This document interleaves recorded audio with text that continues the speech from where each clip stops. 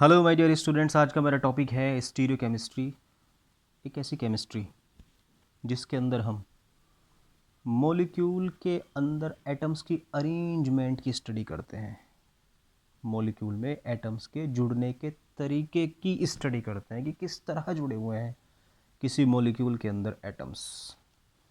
और अगर उस जुड़ने के तरीके में यानी उस अरेंजमेंट में कोई फ़र्क आ जाए तो उस मॉलिक्यूल की किन किन बातों में फ़र्क आएगा। बहुत ज़बरदस्त टॉपिक है अपने आप में, और आप प्लीज़ इस वीडियो को लास्ट तक देखें। मैं ज़ीरो से उठाकर आखिर तक ले जाऊंगा इस टॉपिक को। और हाँ, जब कभी मैं किसी चीज़ की डेफिनेशन बोलूँगा, आप वीडियो को पॉज करके उसकी डेफिनेशन लिख लेना, क्योंकि ऐसा नहीं होता कि हमने उसको समझ लिया किसी टॉपिक को और हाँ हम तो खुद कर लेंगे। कुछ बच्चे बड़े वीक होते हैं और कुछ कॉन्फिडेंस की धाराओं में बह जाते हैं। ओह, मेरे पास कॉन्फिडेंस है, I can write everything about it.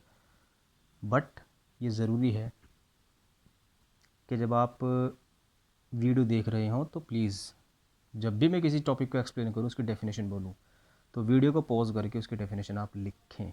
ठीक है, तो आइए शुरू करते हैं। सबसे पहली जो टर्म है वो है प्लेन पोलराइज्ड लाइट। हमारे पास जो बल्ब की, ट्यूब की, सूरज की रोशनी आ रही है, वो उसके वाइब्रेशंस हर डायरेक्शन के अंदर हैं। ये रही वो लाइट।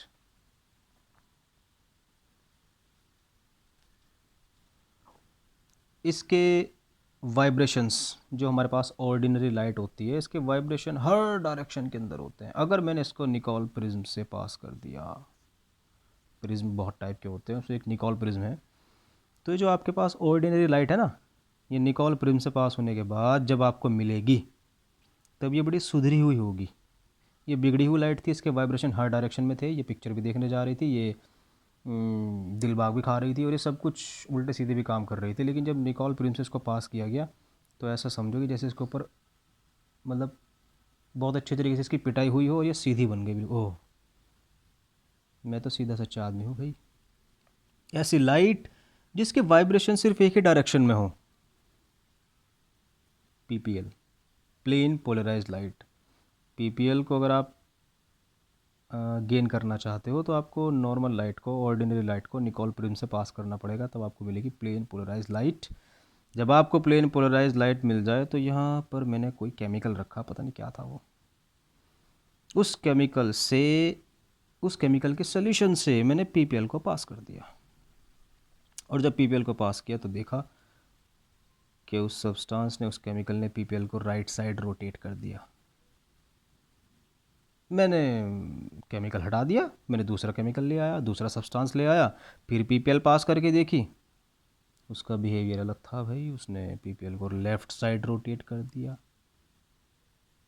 मैंने फिर केमिकल चेंज किया, फिर दूसरा केमिकल लगाया और फिर से पीपीएल पास करके देखी, उसने पीपीएल को कहीं भी रोटेट नहीं किया। एज इट इज़ पीपीएल मिली आपको। तो यानी कुछ सब्सटेंस पीपीएल को, प्लेन पोलराइज लाइट को घुमा देते हैं, या तो राइट या लेफ्ट, कुछ नहीं घुमा पाते। ऐसे सब्सटेंस को कहा जाता है optical active. Optical active substance PPL को रोटेट कर देते हैं, और जो रोटेट नहीं कर पाते उन्हें कहा जाता है ऑप्टिकल इनएक्टिव। ये ऑप्टिकल इनएक्टिव है, ये ऑप्टिकल एक्टिव है। ऑप्टिकल एक्टिव या तो राइट साइड या लेफ्ट साइड रोटेट कर देते हैं पीपीएल को। राइट साइड रोटेट करने वालों को भी नाम दिया गया, लेफ्ट साइड रोटेट करने वालों को भी नाम दिया गया है, और कुछ नाम है ये। ऑर्डिनरी लाइट निकोल प्रिज्म से पास की, पीपीएल मिली, सब्सटेंस पता नहीं मुझे कौन सा लिया था मैंने उसको पीपीएल को जब पास किया उससे रोटेट कर दिया, लेफ्ट राइट या लेफ़्ट रोटेट नहीं किया। ऑप्टिकल इनएक्टिव रोटेट कर दिया ऑप्टिकल एक्टिव। तो ऑप्टिकल एक्टिव सब्सटेंस क्या होते हैं? The substance which rotate the PPL towards इधर लेफ्ट साइड और राइट साइड। वो सब्सटेंस जो पीपीएल को लेफ्ट या राइट रोटेट कर देते हैं ऑप्टिकल एक्टिव सब्सटेंस कहलाते हैं। एंड विच डोंट रोटेट, जो रोटेट नहीं कर पाते, ऑप्टिकल इनएक्टिव। और पीपीएल क्या थी? The light which has its all vibrations in same direction. एक ऐसी लाइट जिसके सारे वाइब्रेशन एक ही डायरेक्शन में हो, प्लेन पोलराइज लाइट होती है। अच्छा, जो ऑप्टिकल एक्टिव है ये राइट साइड रोटेट करते, मतलब ऑप्टिकल एक्टिव जो सब्सटेंस होते हैं वो तो राइट साइड रोटेट करते हैं, लेफ़्ट साइड। इनको फिर से मैंने क्लासिफाई किया है ऐसे, जो राइट साइड रोटेट कर देते हैं वो होते हैं डेक्स्ट्रो रोटेटरी सब्सटेंस, और जो लेफ़्ट साइड रोटेट कर देते हैं वो होते हैं laevo rotatory substance. The substance which rotate the PPL towards right side and which, समझ गए?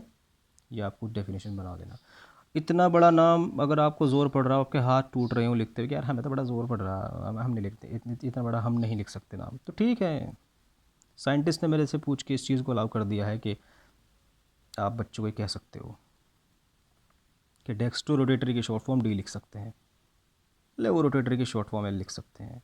और अगर इसको भी आपको मतलब मामला वीक पड़ रहा होगा नहीं हाँ हम ये भी नहीं लिखेंगे, तो आप उसको प्लस से भी दिखा सकते हो, माइनस से भी दिखा सकते हो। यहाँ तक अब आपको हर चीज़ मैंने एक्सप्लेन कर दी कि हाँ ऑप्टिकल एक्टिव सब्सटेंस क्या होते हैं। आइए दूसरी टर्म की तरफ बढ़ते हैं, कायरल कार्बन। ये भैया एक ऐसा कार्बन है, इसके चारों तरफ OH है, H है, NH2 Cl। इस कार्बन के फोर ग्रुप्स या एटम्स कह लीजिए मैंने डिफरेंट लगाए हुए हैं, तो ऐसा कार्बन जो डिफरेंट ग्रुप्स के साथ अटैच्ड हो, कायरल कार्बन। इसके ऊपर हम स्टार बनाते हैं। भाई वाह, तुम तो बॉलीवुड के स्टार हो यार, बड़ी अच्छी खासी आपकी पर्सनैलिटी है, चार के चार ग्रुप डिफरेंट, आपको तो स्टार मिलना चाहिए। तो इस कायरल कार्बन को स्टार से इंडिकेट किया जाता है भैया, इसके ऊपर लगाना पड़ता है। क्या ये भी कायरल कार्बन है? हाँ ये भी कायरल कार्बन है, HOH NH2Cl। ठीक है, इसका जो राज है मैं बाद में खोलूँगा, बट कायरल कार्बन आपको पता लग गया ना। The carbon atom attached with 4 different groups, एक ऐसा कार्बन जो 4 डिफरेंट ग्रुप के साथ अटैच्ड होता है, कायरल कार्बन। और जो नहीं अटैच होता, जैसे ये OH NH2 ये तो सेम आ गए, सॉरी भैया, आपका एकायरल कार्बन है, एकायरल कार्बन। कायरल कार्बन आपको मैंने एक्सप्लेन कर दिया, एकायरल कार्बन एक्सप्लेन कर दिया।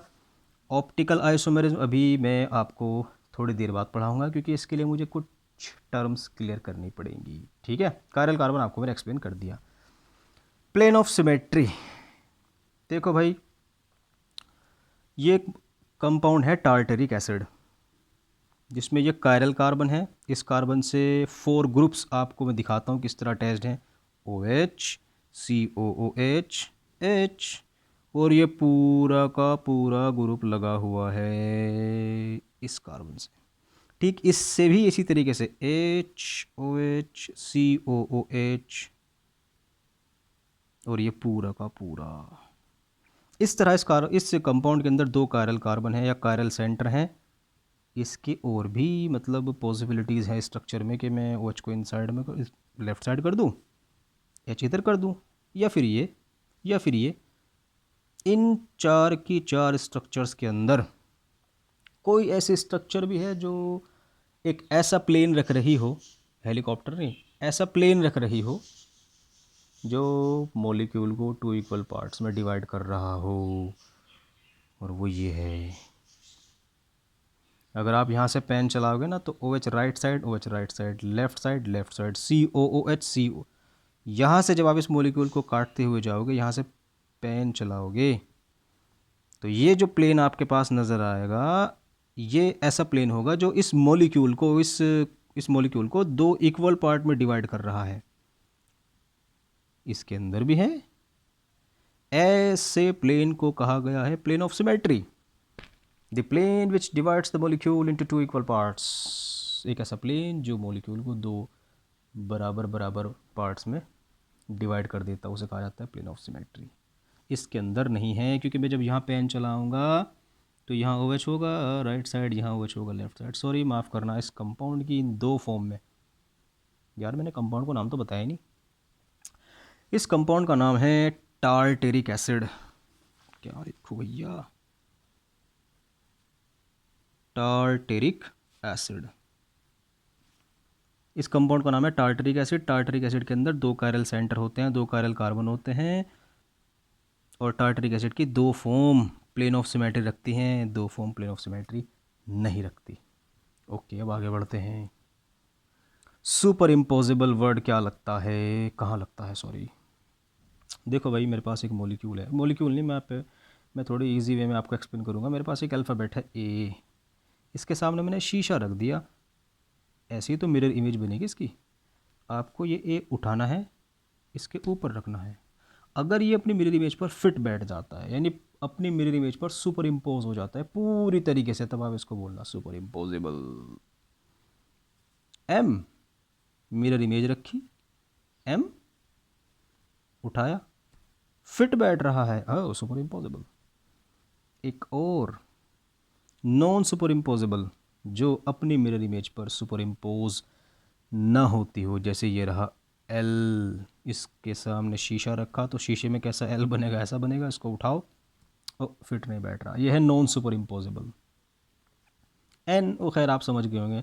Super imposable, non super imposable term कहाँ यूज़ करनी है, ये मैंने आपको एक्सप्लेन कर दिया। जब आप इसके सामने शीशा रख दोगे, इसके सामने शीशा रख दोगे, तो इसके सामने शीशा रखकर ऐसे तो डायग्राम बनेगा। उठाओ, इसके ऊपर रख दो, तो सी एल के ऊपर क्या आएगा, एच। ये दोनों की दोनों मिरर इमेजेस हैं और एक दूसरे के ऊपर नॉन सुपर इम्पॉसिबल हैं। इसके सामने जब मैं शीशा रखूँगा तो ये आपका होमवर्क है, आप मुझे बताएंगे कमेंट सेक्शन में कि ये सुपर इम्पॉसिबल है कि नॉन सुपर इम्पॉसिबल। ओके, अरे यार, मैंने आपको इतना लंबा टॉपिक एक्सप्लेन कर दिया और मैंने ये तो बताया ही नहीं कि ऑप्टिकल एक्टिव, ठीक है मैंने डेफिनेशन दे दी थी कि ऑप्टिकल एक्टिव सब्सटेंस वो होते हैं जो पीपीएल को रोटेट कर देते हैं, या तो राइट या लेफ्ट। आप कैसे पहचानोगे कि कोई कंपाउंड ऑप्टिकल एक्टिव है या नहीं? आप कैसे पहचानोगे कोई सब्सटेंस पीपीएल को रोटेट कर रहा है या नहीं?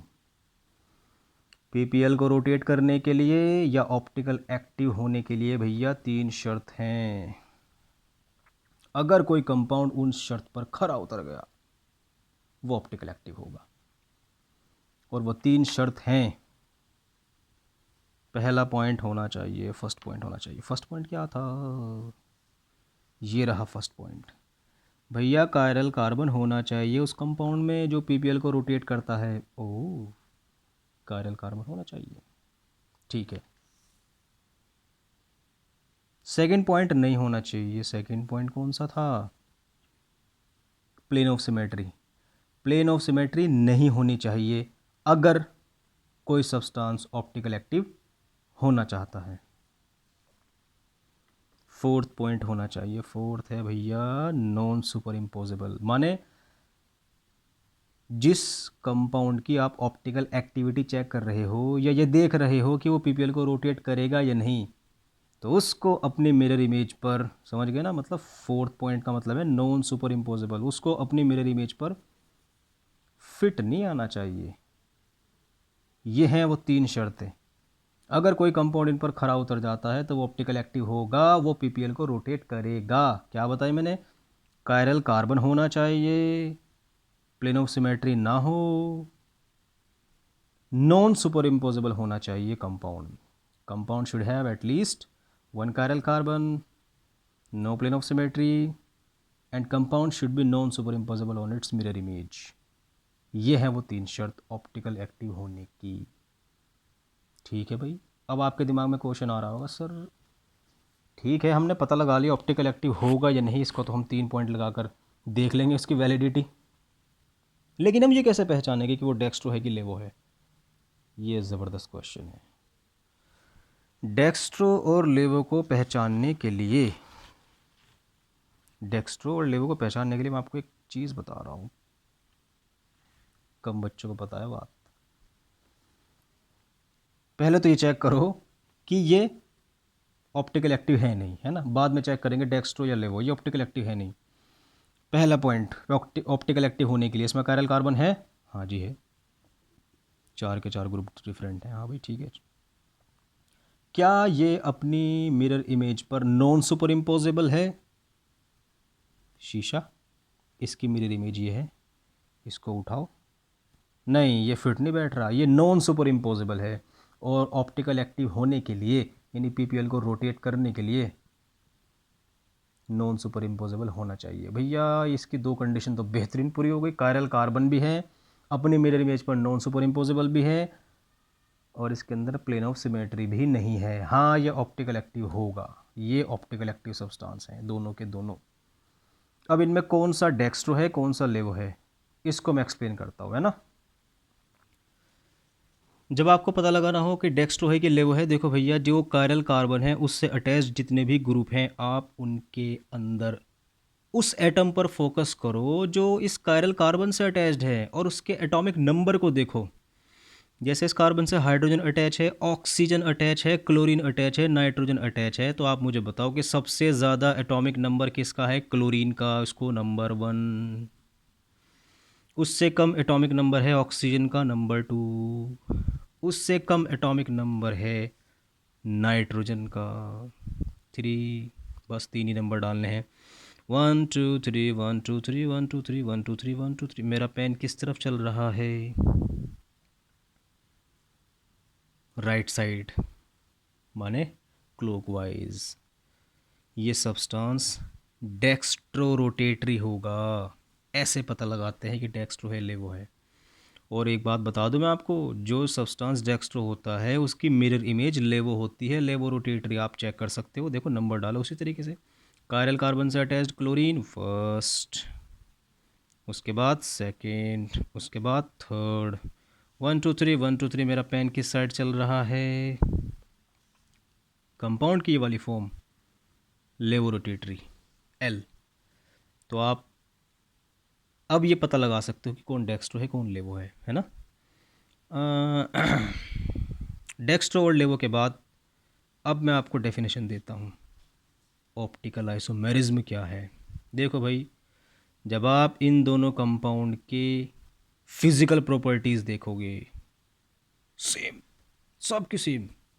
दोनों का बॉइलिंग पॉइंट सेम, दोनों का मेल्टिंग पॉइंट सेम, दोनों सुबह सवेरे उठते हैं, दोनों नमाज़ पढ़ते हैं, दोनों सब जगह जाते हैं, सब कुछ सेम है। दोनों दोपहर 2 बजे खाना खाते हैं, दोपहर के बाद शाम में सो जाते हैं, फिर रात को उठकर 8 बजे ही खाना, सब कुछ सेम। लेकिन जहाँ इनकी बात आई इसके लिए, पीपीएल के लिए, प्लेन पोलराइज लाइट के लिए, क्या मामला है? ये कहता है मैं तो पीपीएल को राइट साइड घुमाऊंगा, मैं पीपीएल को लेफ्ट साइड घुमाऊंगा। यार तुम तो सब बाद में, तुम्हारा तो आईपीएसी भी नेम सेम आ रहा था, दोनों का नाम भी सेम था, कि नहीं नहीं सब कुछ सेम हो, लेकिन हम इसके लिए पीपीएल के लिए अपना बिहेवियर, अपना बर्ताव डिफरेंट शो करेंगे। मैं राइट साइड रोटेट करूँगा, मैं लेफ़्ट साइड रोटेट करूँगा। एक ही सब्सटेंस की दो ऐसी फॉर्म जिनकी फिजिकल प्रॉपर्टी, केमिकल प्रॉपर्टी, बहुत सारी प्रॉपर्टीज सेम हो, बट पीपीएल के लिए वो अपना बिहेवियर डिफरेंट शो कर रही हों, उनको कहा जाता है ऑप्टिकल आइसोमर्स। और ये फिनोमेना ऑप्टिकल आइसोमेरिज्म। आइसोमेरिज्म आप समझते हैं बहुत अच्छी तरीके से, same molecular formula different structural formula, या डिफरेंट स्ट्रक्चरल फार्मूला, ठीक है। तो यहाँ पर स्ट्रक्चर में कुछ चेंजेस आए तो इन्होंने अपना बिहेवियर किसके लिए बदल दिया? पीपीएल के लिए। और देखो plane polarise light, light physics के अंदर आपने ऑप्टिक्स पढ़ी होगी, उस चीज़ से तो निकल कर आया ऑप्टिकल आइसोमेरिज्म। ऐसी आइसोमेरिज्म जिसके अंदर लाइट को इन्वॉल्व किया जा रहा है, और कौन सी लाइट? पीपीएल। आप ये पता लगा सकते हैं अब कौन सा सब्सटेंस ऑप्टिकल एक्टिव है या नहीं, वो 3 शर्तें लगाकर, देख कर, है ना, अप्लाई करके किसी कंपाउंड पर वो 3 शर्तें लगाना, कायरल कार्बन वाली, नॉन सुपर इम्पोजिबल, और वो प्लेन ऑफ सिमेट्री ना हो, है ना। फिर आप ये पता लगा सकते हैं कोई सब्सटेंस डेक्स्ट्रो है कि लेवो है, और इसकी डेफिनेशन मैंने आपको दे दी। 2 forms of a compound which have same physical property, chemical property, लेकिन क्या, बट पीपीएल के लिए अपना behaviour different, they show different behaviour towards, they show different behaviour towards plane polarise light. Plane polarise light के लिए वो अपना behaviour different show करती है। एक फिर दोबारा डेफिनेशन बोल रहा हूँ, पोज करके आप लिख सकते हो। एक कंपाउंड की दो ऐसी फॉर्म जो फिजिकल प्रॉपर्टी, केमिकल प्रॉपर्टी, सब की सब प्रॉपर्टी में सेम हो, बट अपना बिहेवियर पीपीएल के लिए डिफरेंट शो करती हो। इंग्लिश में बोल दो, to forms of a compound which have same physical and chemical property but show different behaviour for PPL. ठीक है, यहाँ आपको इसकी डेफिनेशन पता लग गई, वीडियो को पॉज करके आप इसकी डेफिनेशन लिख सकते हो। उसके बाद अब आपके सामने एक चीज़ और आती है, इनांशोमर्स। इनांशोमर क्या होते हैं? अच्छा एक बात बताओ, इसके सामने शीशा रखा, ऐसा डायग्राम बना। इसके सामने जब मैंने शीशा रखा तो ऐसा डायग्राम बना। अगर मैं ऐसा डायग्राम बना लूँ शीशा रख के, चलो मैं यहीं पर बताऊँगा इनांशोमर को। कार्बन, OH, Cl, NH2 और ये है आपका H। शीशा रखा, carbon, NH2, H, Cl, OH। यार ये वाली चीज़ ना मिरर इमेज तो हुई नहीं, क्योंकि इसके सामने जब शीशा रखोगे ये नहीं बनने का। इसके सामने जब शीशा रखोगे, इसके सामने जब शीशा रखोगे तो ये बनेगा। ये दोनों एक दूसरे की मिरर इमेज हैं, ये दोनों एक दूसरे की मिरर इमेज नहीं हैं, क्योंकि यहाँ Cl है तो Cl को उधर आना चाहिए था। लेकिन दोनों कंपाउंड हैं एक ही, क्योंकि दोनों में एक ही कार्बन है, दोनों में NH2 है, दोनों के अंदर Cl है और दोनों के अंदर OH है। दोनों कंपाउंड एक ही हैं, बस मिरर इमेज नहीं है एक दूसरे की। और ये दोनों के दोनों मिरर इमेज हैं। इसके सामने जब आप शीशा रखोगे ऐसा ही बनेगा। एक कंपाउंड की दो ऐसी फॉर्म जो एक दूसरे की मिरर इमेजेस हों, enantiomer. Two forms of a compound which are mirror images of each other, enantiomers. ये मिरर इमेज नहीं है तो मैं इनको कहूँगा डायस्टीरियोमर्स। इनांशोमर क्या होते हैं? Which are mirror images of each other and which are not diastereomer. यहाँ तक समझ में आई बात आपको? इनांशोमर को भी बता दिया मैंने, डायस्टीरियोमर्स को भी बता दिया। अब इधर देखो, मैंने अब आपको ये पता लग गया कौन ऑप्टिकल एक्टिव है, कैसे पता लगाना है, और आपको ये भी पता लग गया कौन डेक्स्ट्रो है कौन लेवो है ना। मैं आपको पहले ही यहाँ पर पहली बात लीक कर रहा हूँ कि इसमें डेक्स्ट्रो रोटेटरी सब्सटेंस रख रहा हूँ, डी फॉर्म। जब आप पीपीएल पास करोगे तो जो मैंने पहले आपको बात लीक कर दी कि डेक्स्ट्रो इसमें रखा हुआ है, वो पीपीएल को राइट साइड रोटेट कर देगा। अच्छा मैं डी नहीं, मैं एल रख रहा हूँ। अगर मैं एल रख दूँ तो पीपीएल को जब इससे पास करोगे वो लेफ़्ट साइड रोटेट कर देगा। अच्छा मैं काम कर रहा हूँ 50% डी और 50% एल, दोनों 50-50। जब आप पीपीएल पास करोगे तो उसका आधा पोर्शन राइट आधा पोर्शन लेफ़्ट, पता लगा वो सीधी निकल गई पीपीएल। ये जो डी और एल का 50-50% का सोल्यूशन है ना, 50% ये डी 50% एल, ये ऑप्टिकल इनएक्टिव होता है। और इस 50-50% वाले सोल्यूशन को कहा गया है, इस मिक्सचर को कहा गया है रेसिमिक मिक्सचर। ऐसा मिक्सचर जिसमें डी और एल दोनों की इक्वल अमाउंट हो, रेसिमिक मिक्सचर। बेचारा ऑप्टिकल इनएक्टिव होता है, पीपीएल को घुमा नहीं पाता। बात समझ में आई आपके? इसको बनाना रेसिमाइजेशन, रेसिमिक मिक्सचर को बनाना रेसिमाइजेशन। इसके बहुत तरीके हैं बनाने के, आप बुक से पढ़ोगे। मैं आपको मेन टर्म क्लियर करा दी कि रेसिमाइजेशन क्या है, रेसिमिक मिक्सचर का बनना। और रेसिमिक मिक्सचर क्या है? डी और एल का इक्वल अमाउंट का मिक्सचर। रेसिमिक मिक्सचर को अलग भी किया जाता है। रेसिमिक मिक्सचर को बनाना था रेसिमाइजेशन, रेसिमिक मिक्सचर को अलग करना रेजोल्यूशन। लिख दिया मैंने, separation of racemic mixture. D अलग करना है, एल अलग करना है। इसके भी 2 या 3 तरीके हैं रेजोल्यूशन के, ये आप बुक से पढ़ेंगे, बट मैंने मेन टर्म क्लियर कर दी। डी और एल का इक्वल अमाउंट, रेसिमिक मिक्सचर का फॉर्मेशन, रेसिमिक मिक्सचर को अलग करना। ये है छोटी छोटी सी टर्म्स जो स्टीरियोकेमिस्ट्री की बुनियाद है, बेस है, इनके बगैर स्टीरियोकेमिस्ट्री समझ में नहीं आती। अब मैं आपके सामने एक नई चीज़ बता रहा हूँ भैया। ऑप्टिकल आइसोमर्स तो आपने पढ़ लिए, एक और है एपीमर। ये टर्म भी भैया बहुत कम लोगों को पता है, बहुत। एपीमर, एपीमर क्या होते हैं? देखो भाई, थोड़ा सा पहले आपसे क्वेश्चन, हाँ, ये कंपाउंड है, मैंने इस कंपाउंड में कुछ मैनिपुलेशन कर दिया, कुछ छेड़छाड़ कर दी, हेरा फेरी कर दी, और इस वाले ग्रुप के अंदर यहाँ बस यहाँ एच को इधर ले आया, सीएल को इधर ले आया, और मुझे ये मिला फर्स्ट स्ट्रक्चर। ये मैं इसमें नहीं, मैं इसमें चेंज करता हूँ कुछ, तो मुझे ये मिला। यानी आप सिर्फ एक कार्बन में अगर कुछ चेंज करते हो और दूसरी स्ट्रक्चर आपके सामने आ जाती है, इन दोनों स्ट्रक्चर में सिर्फ एक कायरल कार्बन पर अरेंजमेंट का फ़र्क है, बाकी दूसरे कायरल कार्बन को आपने कुछ नहीं कहा, सीएल लेफ्ट साइड में है, सीएल लेफ्ट साइड में है। एक कायरल कार्बन पर आपने कुछ अरेंजमेंट चेंज की, ओ एच को इधर ले आया और आपको एक नई स्ट्रक्चर सामने आई। ये दोनों होंगे एक दूसरे के एपीमर, क्योंकि यहाँ इन दोनों में सिर्फ एक कायरल कार्बन पर अरेंजमेंट का डिफरेंस नज़र आ रहा है, और इस सेंटर को जिस पर चेंज करके कोई नई स्ट्रक्चर सामने आए, स्टीरियोजेनिक सेंटर बोलते हैं। स्टीरियोजेनिक सेंटर में कुछ छेड़छाड़ करके आप नया मॉलिक्यूल बना सकते हो।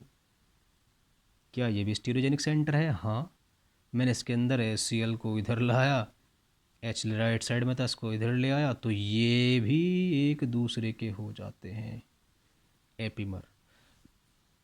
क्या ये दोनों एक दूसरे के एपीमर हैं? नहीं, क्योंकि यहाँ इसमें ही नहीं, बवाल इसके अंदर भी मचा हुआ है। इसके अंदर तो हेर फेर की हमने, ये वो राइट साइड इधर लेफ़्ट साइड, इधर लेफ़्ट साइड इधर राइट, ये दोनों एक दूसरे के एपीमर नहीं हैं, ये हैं और ये हैं। क्यों? क्योंकि आप सिर्फ एक कायरल कार्बन के अंदर अरेंजमेंट को चेंज करके बना रहे हो कोई नई स्ट्रक्चर।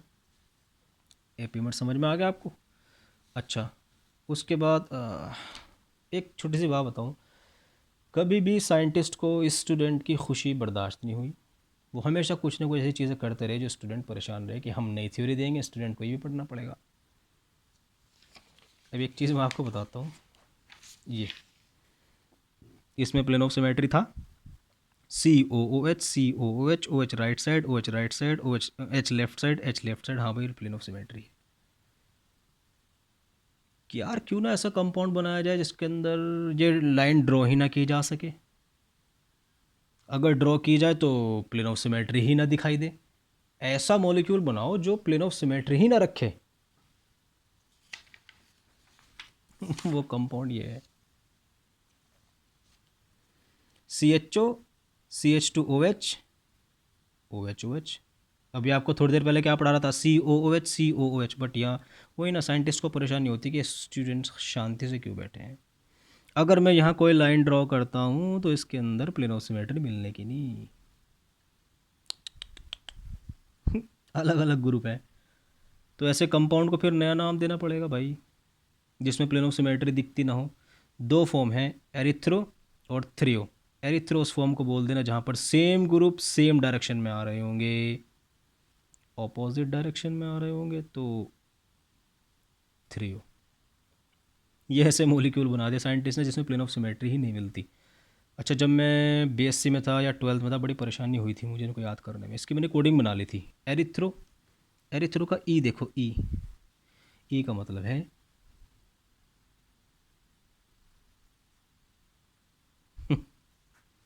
एक ही साइड। एरिथ्रो के अंदर सेम ग्रुप एक ही साइड में मिलेंगे, और इस टी का मतलब है, मेरी कोडिंग थी टू साइड्स, दो, अच्छे समझे, एक साइड ये वाली, एक साइड ये वाली। तो ये मैंने अपनी कोडिंग बना ली थी, इनको याद करने के लिए बड़ी परेशानी होती थी कि यार कमाल हो गए, साइंटिस्ट चैन से बैठते ही नहीं। तो एरिथ्रो के अंदर OH सेम डायरेक्शन में, और थ्रियो के अंदर OH की जगह आने वाले वक्त में कुछ भी होगा, क्योंकि यहाँ तो मैं आपको OH लगा रहा हूँ। ऐसे बहुत से कंपाउंड है जिसमें प्लेन ऑफ सिमेट्री नहीं होती, यहाँ CL दे दे या कुछ और दे दे, बट मैंने आपको ये चीज़ एक्सप्लेन कर दी, इन तरह के कंपाउंड में प्लेन ऑफ सिमेट्री नहीं देखने को मिलती। एरिथ्रो थ्री भी एक्सप्लेन कर दिया, इनकी कोडिंग भी मैंने आपको बता दी। ठीक है, अब आगे बढ़ते हैं। एरिथ्रो थ्रियो, वॉल्डन इन्वर्जन, ये बड़ा आसान सा टॉपिक है, इसको तो ऐसे ही बता दूंगा। देखो भाई, ये कार्बन है, इस पर OH लगा हुआ है, Cl लगा हुआ है, Br लगा हुआ है और ये आम लगा हुआ है।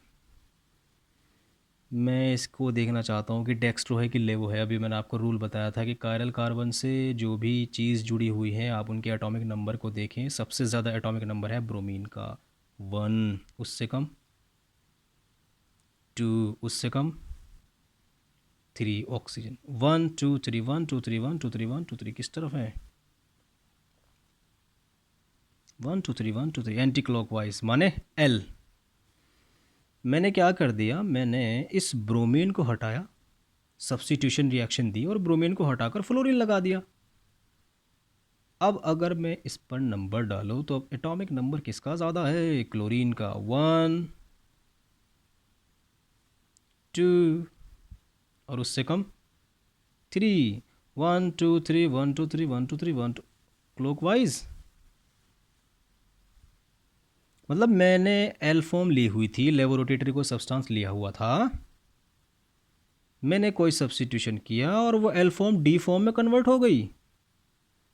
अगर एल फॉर्म डी फॉर्म में कन्वर्ट हो रही हो, यानी एक ऑप्टिकल एक्टिव सब्सटेंस जिसके ये दोनों के दोनों ऑप्टिकल एक्टिव हैं, लेकिन इसमें सब्स्टिट्यूशन करने के बाद लेवोरोटेटरी डी में कन्वर्ट हो गया, या ऐसा होता है कि डी लेवो में कन्वर्ट हो गया, कन्फिग्रेशन चेंज हो गई, तो इस फिनोमेना को बोलते हैं वॉल्डन इन्वर्जन।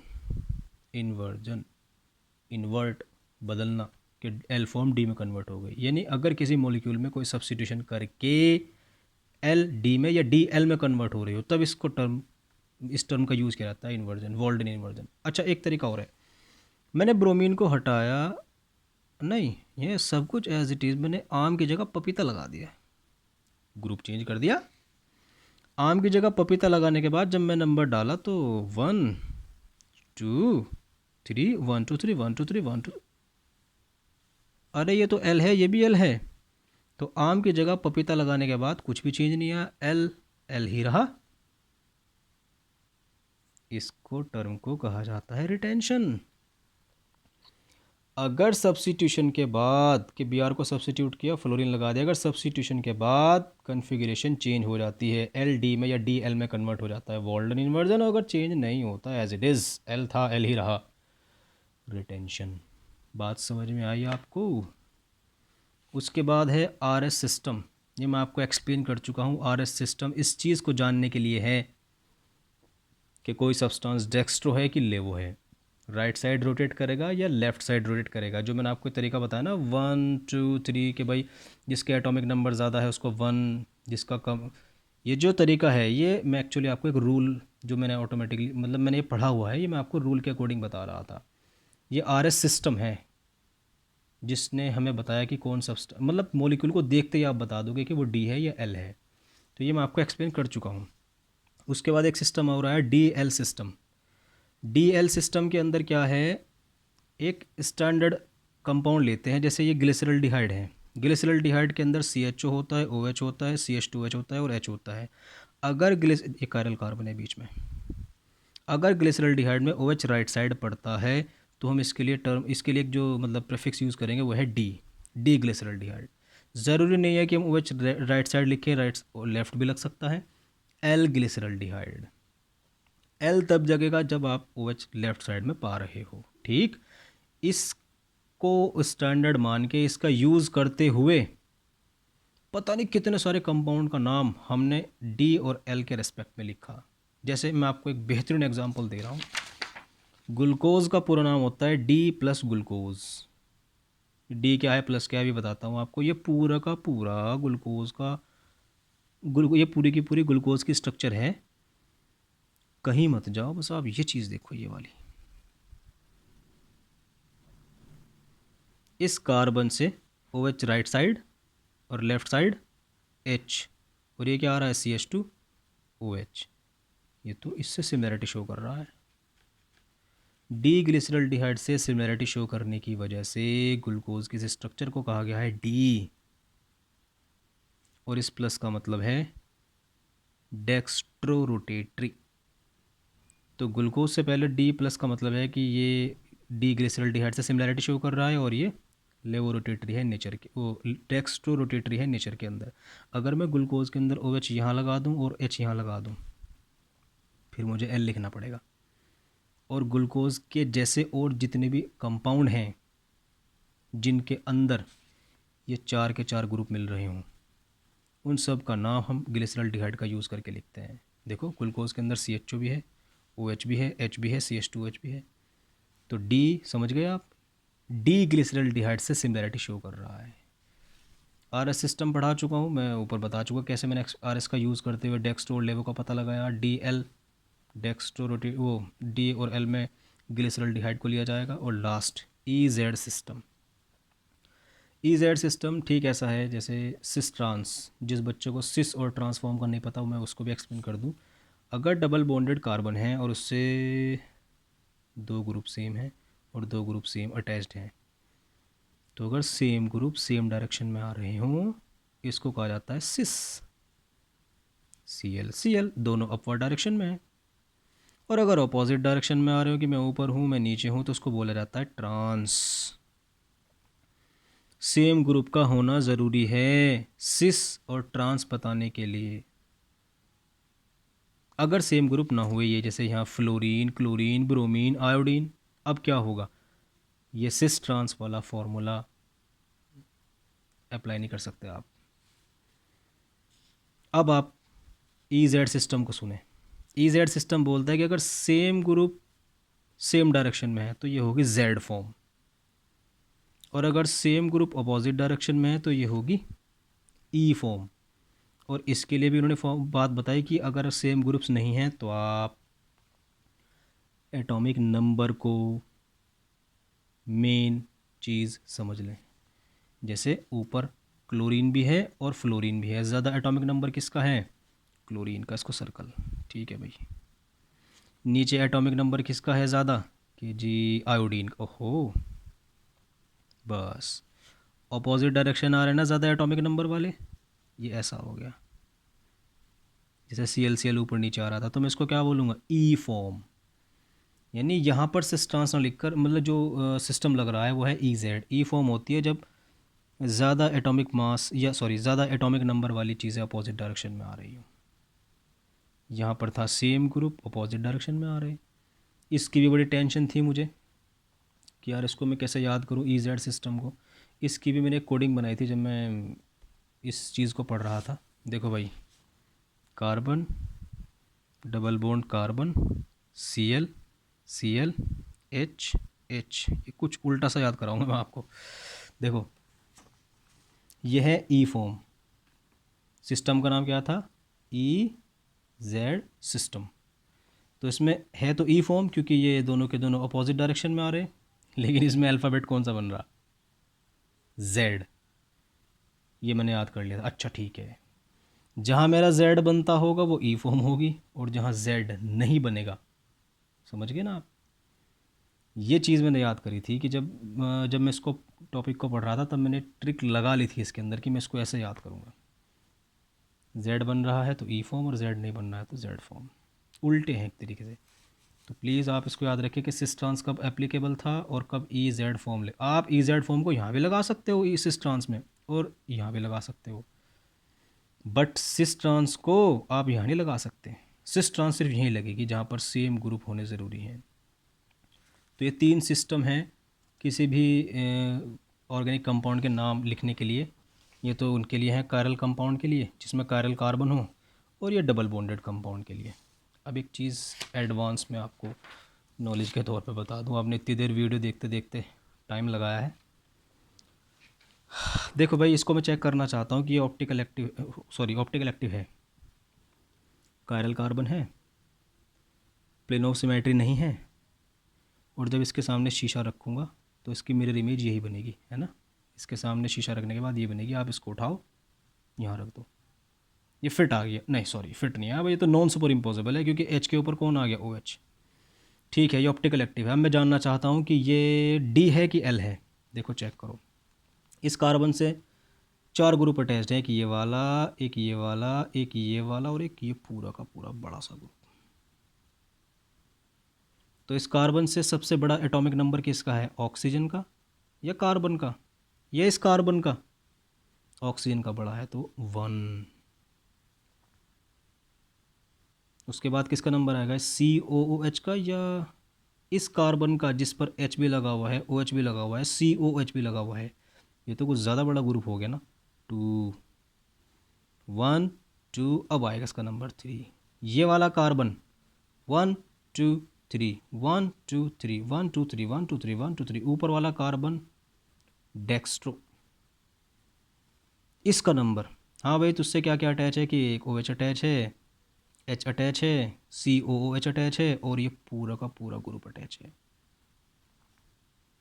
तो सबसे ज़्यादा एटॉमिक नंबर किसका है, इस ऑक्सीजन का 1। उससे 2 किसको दोगे, इस COOH को या इस कार्बन को जिस पर H भी लगा हुआ है, OH भी लगा हुआ है, COOH भी लगा हुआ है? तो मेरे ख्याल से 2 इसको देना पड़ेगा। 1 2, तो 3 किसको मिलेगा, COOH को। इस कार्बन से अटैच्ड 1 2 3 1 2 3 1 2 3 1 2 3 1 2 3 1 2 3 1 2 3,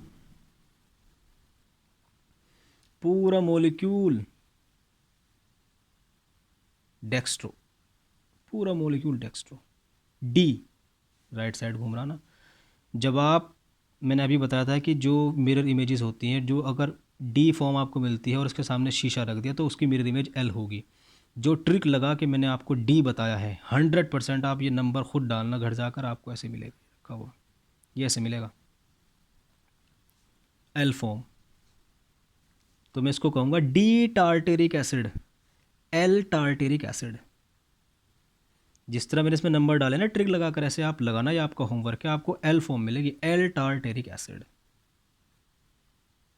इनका क्या खेल है, ये दोनों के दोनों ऑप्टिकल एक्टिव थे, ये ऑप्टिकल एक्टिव नहीं थे क्योंकि मैं आपको बता चुका, ऑप्टिकल एक्टिव होने के लिए कायरल कार्बन होना चाहिए है, अपनी मिरर इमेज पर नॉन सुपर इम्पोजेबल होना चाहिए है, अपनी मिरर इमेज पर फिट नहीं बैठ रहा, नॉन सुपर इम्पोजेबल है क्योंकि आप इसके सामने जब शीशा खड़ा करोगे तो ये अपनी मिरर इमेज पर फिट नहीं बैठने का।